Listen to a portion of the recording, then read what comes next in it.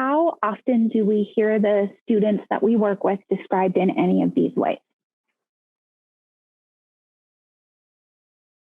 I'm seeing head nods, right? We're all pretty familiar with this language. Working as a service provider, most often I hear the words non-compliant, I hear the words in denial, I hear parents or teachers sometimes described as enabling. It's something that is definitely part of the language that is used, and it's not typically helpful, right?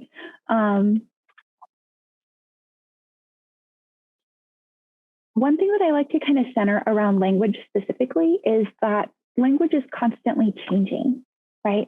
The way I like to kind of frame it for myself is that it evolves as our understanding of things evolve, so it can reflect improved understanding. So there's always that room for it to change when I know better or learn better, right?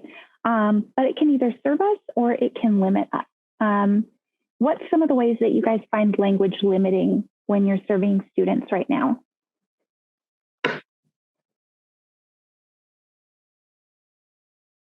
Anything come to mind? It's personal. Personal, when you want to have a personal conversation, it's like some of the language is not letting you get close to the other person or the other person get close to you. Okay, yeah, it can put barriers in place to developing kind of a level of intimacy with our students. Definitely that could be a barrier. One barrier that I noticed on delivery is that we have to have a diagnosis in order to service. If we're going to get reimbursed from insurance, which we have to eat, we have to super roof over our heads. Like that reimbursement is important for us to continue doing what we're doing, right? But we have a label, we can't get it. And that can be pretty frustrating, right? That's one of it's limiting. Any other thoughts here? Anything kind of pressing on your guys' minds that you want to share around this piece? I think in general can either make or break a situation with a kid, right? It can either assist you with making the connection or either tear it down. And so it's this dance that you need to do. It's like a happy median because sometimes you do have to be stern, but there's a way to be stern with love or that kind of thing. So yeah, definitely. Yeah. So let's kind of jump into person-centered conversations. This is where I like to frame listening authentically is as part of a conversation. The first thing is that person-centered conversations should be collaborative, right? How many times when we're working with families or students, do we kind of have the approach of I'm the expert, if you do these things, you'll be okay, right? Coming in from a behavioral health provider perspective, a lot of times the approach has been in the past, this is your treatment plan, you do this, and this, if you don't want to do it, you're not very compliant or you're resistant, or, flat labels on people, when it should be about being this is the problem process and being this is family to think about the people that are important to them into that process as well. Right. So for instance, if we're having like an IEP meeting or a parent meeting about a student who might be struggling in some way, instead of saying, hi parents, come on in, here's all the teachers that your student is working with, they're all going to say something, why not, hi parents, let's work together to address this barrier that we're having, who do you think is important to invite to the table, right? Completely different kind of approach to that conversation, and one that's way more effective than actually meeting the student needs, right? Another thing is that we need to be non-judgmental. It does not help us to say things like disruptive or resistant or, refer to our student as, the ADHD kid or, whatever it is, refer to them to a label or something, right? But this way we're looking on goals and what behavior is going to help us accomplish the goals, right? Your student is not just a label, and everyone can work towards goals.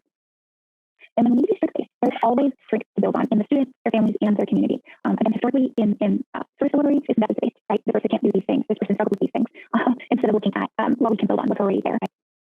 So how do we then start integrating these things into our conversations?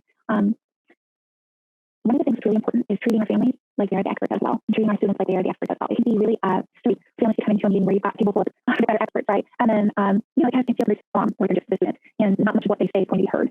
Whereas if we center their experience and then as experts in their own lives, have them share with us what works for them, what doesn't work for them, what they've already tried, what they're interested in trying, that includes them a lot more in problem-solving process, right? And better serving them.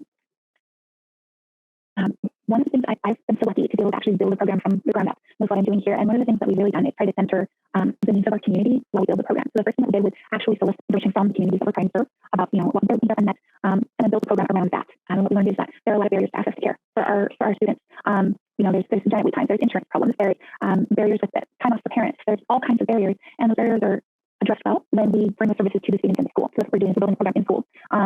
Another giant barrier that our families and our communities shared about was not having materials that are actually appropriate for them, right? We have a large Spanish-speaking population in our communities, and a lot of materials that community-based providers offer are just in English. How is that serving our families? And then making sure we're covered at all levels, using their input to develop the program, to identify how we're going to deliver the program, all the way down to the individual level where we're working with an individual person on their specific needs. That's sharing, because I really like to have lots of time for conversation more than just sharing slides. So how are you all trying to center person-centered language, authentic listening in the work that you are doing today? We definitely assessment people. Like say, many percent virtual and that's homework.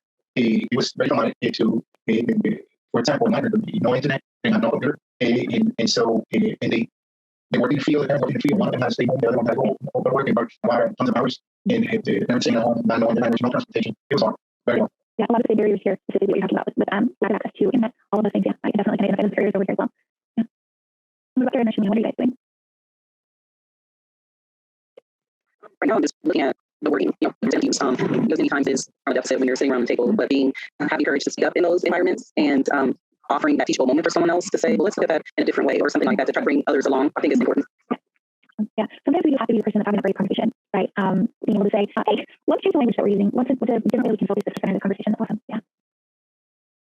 And I have to mimic that I've been really using my words carefully.